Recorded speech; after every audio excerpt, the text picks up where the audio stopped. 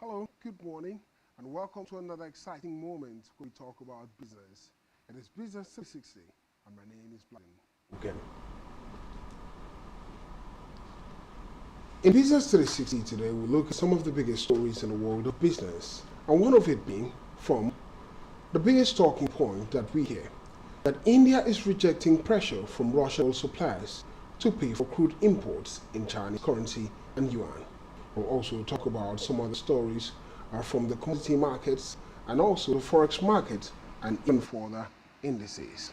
Let's get to further conversation and talk about further details in the world of business. As we've talked about it, that India is rejecting pressure from Russian oil suppliers to pay for crude imports in Chinese currency yuan.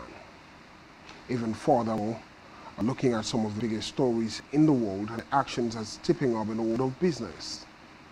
Amazon is trialing humanoid robots in its US warehouses, a latest sign of the tech giant automating more of its operation. According to Amazon, the move was about freeing employees up to better deliver for customers. It said it was testing a new robot called Digit, which has arms and legs and can move, grab, and handle items in a similar fashion to a human. A union also said that Amazon had been treating their workers like robots for years. Quite concerning from different angle, Amazon's automation is a headfirst race to job losses according to Stuart Richard, an organizer at the UK trade union GMB. Meanwhile, Amazon said its robotic systems had in fact helped create hundreds of thousands of new jobs within its operations. In the US, US prosecutors have accused 3 high-profile cryptocurrency firms of defrauding investors of more than $1 billion. The New York Attorney General, Letitia James, said Gemini Crypto Exchange had lied to customers about the risks of an investment account it offered, which paid high interest rates on crypto. Genesis, a crypto leader and lender, and its parent company Digital Currency Group were also involved in the program. It was halted last November, cutting off customer access to funds. That came shortly after the collapse of FTX, the cryptocurrency exchange run by Sam Bankman-Fried is now fighting fraud charges of his own. Now to Israel-Hamas crisis. Humanitarian aid is to reach Gaza through Egypt.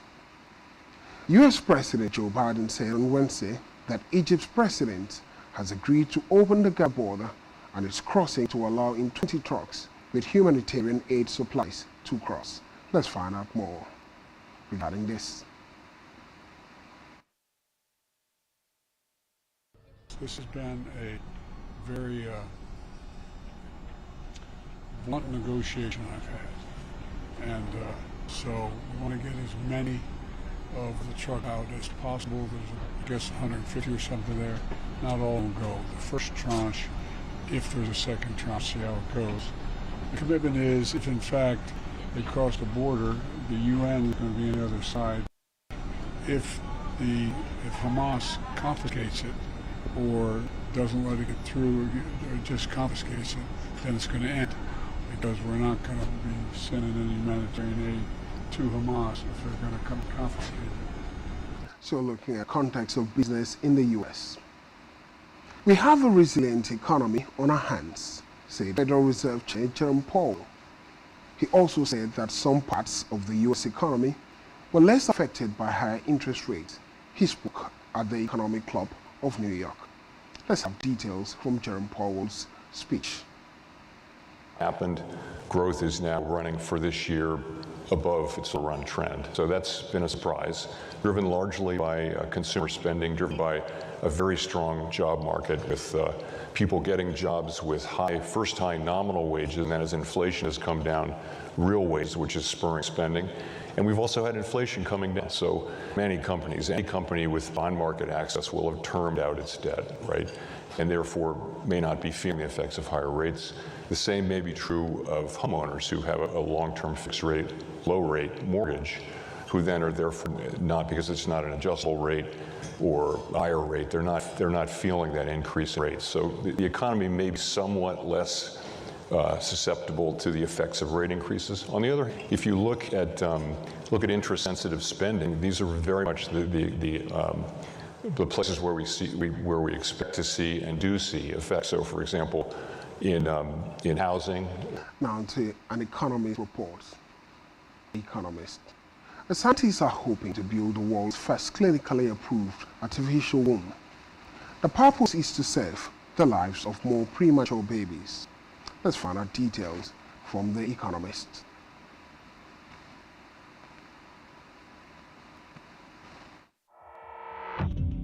Imagine babies grown in labs. It sounds like a sci-fi cliche. But a groundbreaking team of experts across Europe are hoping to build the world's first clinically approved artificial womb in order to save the lives of babies born prematurely. With nearly 1 million dying every year, the race is on. Time is really of the essence because we quickly have to provide the infant with oxygen.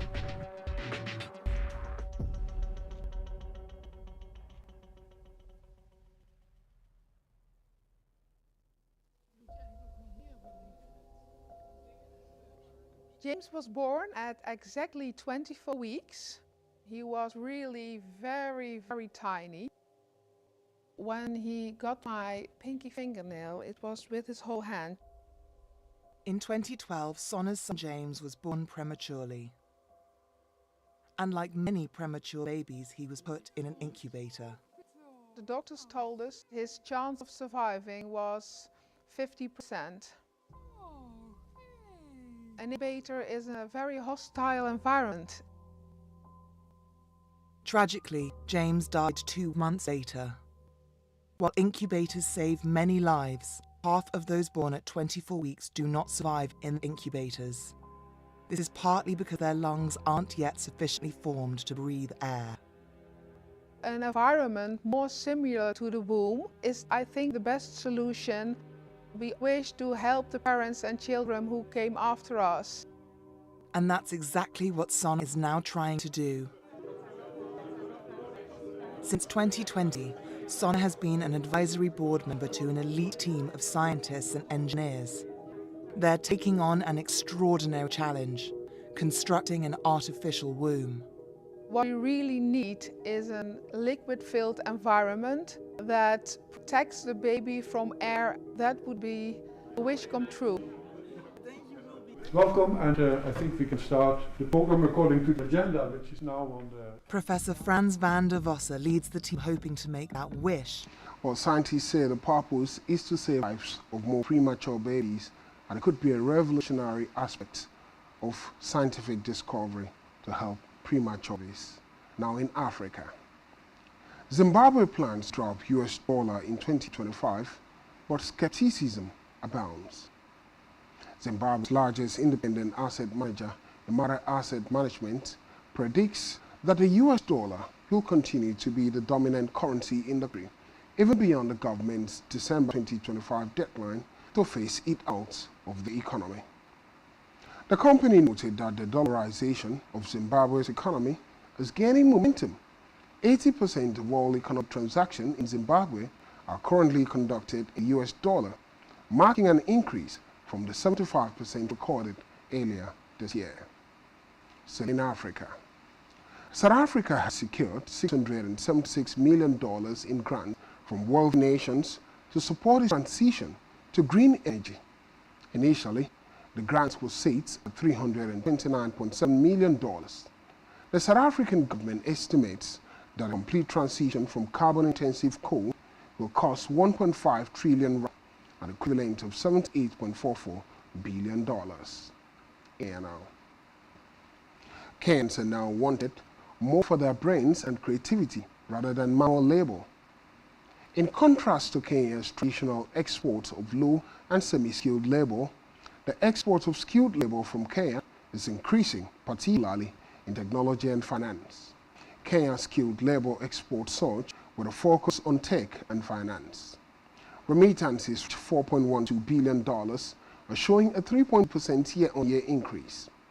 The World Bank report highlights Kenya's service and its sector as a major driver of economic growth and job creation in the country. Still talking about businesses in the continent. The European Union, EU, has unveiled the Global Gateway Initiative, which plans to disburse $150 billion in 4 years by 2027 to Nigeria and other African countries to enhance infrastructural development. The EU Commissioner for International Partnerships, Jota Upilianen, made this known during Global Gateway Initiative launch on Thursday in Abuja. According to Upilianen, the Global Gateway Initiative is crafted to enhance connectivity, promote sustainable development, and strengthen economic ties between the EU and its partner countries, including Nigeria. Still in Nigeria. Nigeria's export to Angola are worth $16.8 million between 2020 and 2022. The Secretary of State for International Cooperation and Angola's Communities, Domingos Lope, stated this during the first interactive Angola-Nigeria Business Forum in Abuja. The Secretary, who represented the Minister of External Relations, Tete Antonio, said the ties between both countries were marked by signings and signing the first economic, technical, scientific, and cultural cooperation agreement in 1976. On the other hand, the worth of Angola's exports to Nigeria stood at $5.6 million. He added that the exchange between the duo has been remarkable in diplomatic, defense and security, petroleum, education, culture, and transportation sectors. Still in Nigeria. The federal government has signed $2 billion business deal with Chinese partners to boost science, engineering, and infrastructural development at the sideline of the ongoing Third Belt and Road Initiative Forum in Beijing. The Executive Vice Chairman and Chief Executive Officer of National Agency of Science and Engineering Infrastructure, Kahil Halilu, disclosed this on the statements released on Thursday. Halilu, who is part of Nigeria's delegation to the forum led by the Vice President Kassim Shettima, explained that the business deal significantly impacts the nation's development. From an electricity point of view, Nigeria's top electricity generation company, Gedu Power, has reported a 42% increase for the first months of 2023, even in the face of challenging economic conditions. Its revenue surged to 55.7 billion naira, an increase from 39 billion naira recorded in the corresponding period last year. The company disclosed a pre-tax profit of 17.4 billion naira. We'll go on a short break. When we return, it would be economic statistics all around the world. Details that comes with it, beginning from Japan. Don't go anywhere.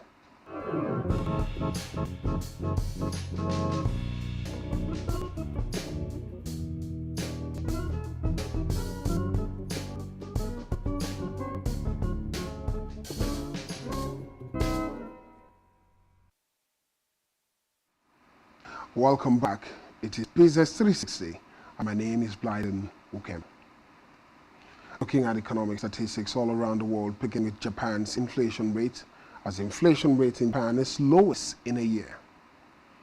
The annual inflation rate in Japan fell to 3% in September 2023 from 3.2% in August, pointing to lowest reading since September 2022.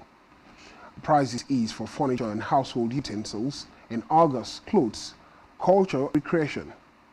Meanwhile, core inflation rate dropped to a 13-month low of 2.8%, slightly above market consensus of 2.7%, while staying outside the Bank of Japan's 2% target for the 18th month. would make sense to look at the charts indicating Japan's inflation rates. The charts this morning. According to statistical outlook from Japan, as of October 2022, inflation stood at 3.7%.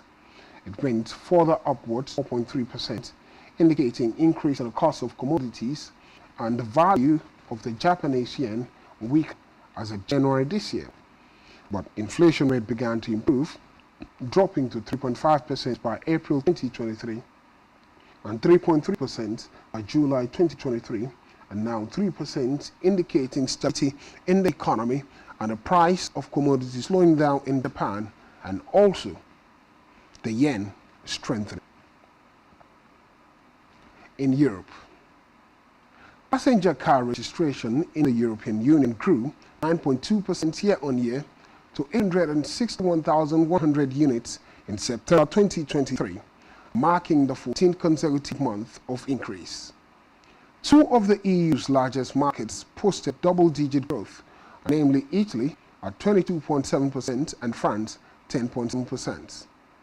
Germany's market was relatively steady with a 0.1% fall compared to September 2022. Meanwhile, battery electric car registration in the EU rose by 14.3% to 127,200 units in September, accounting for 14.8% of the market. Considering the first 9 months of the year, EU car registration expanded by 16.9% from the same period in 2022 to 8 million units. Despite the year-on-year improvement, sales were 20% lower than the pre-pandemic level of 10 million units sold in 2019. On to Asia. The People's Bank of China pumped a record injection of short-term funding of 733 billion Chinese yuan into the financial system via reverse repo test contract on Friday, as it was trying to offer a boost for the economy amid a lack of demand and a prolonged property downturn. The move came after the central bank earlier in the day and maintained lending rates at a record low of 3.45% for the one-year low prime rates and at 4.2% for the 5-year rates. The board last week added a net 289 billion Chinese yuan into the market via a medium-term lending facility, the largest monthly injection since December 2020. The bank recently implied that more monetary easing is still on the cards if needed, trying to reassure investors that it still has room to deal with many headwinds. It would be a good time to move to commodities and talk about the commodity market, beginning with the energy outlook as oil prices head for a second weekly advance. Beginning with WTI crude futures. WTI crude futures rose above $89 per barrel today, and we're on track to advance for the second straight week, underpinned by fears that the Israel-Hamas conflict may spread in the Middle East and cause supply disruption in the region. Oil prices also remained supported by expectations of a wider market deficit the fourth quarter after top producers Saudi Arabia and Russia extended supply cut to the end of the year. Quite concerning from that direction. Elsewhere, the U.S. is also planning to buy 6 million barrels of crude for delivery in December and January to replenish strategic reserves. Meanwhile, the U.S. government broadly eased sanctions on the Venezuelan oil sector following a deal between Washington and Caracas that promotes fairness in the upcoming Venezuelan elections. Okay, let's move to commodity markets, beginning with energy market, and see what the prices are this morning. And afterwards, we'll look at agricultural commodities and metal commodities this morning, the markets.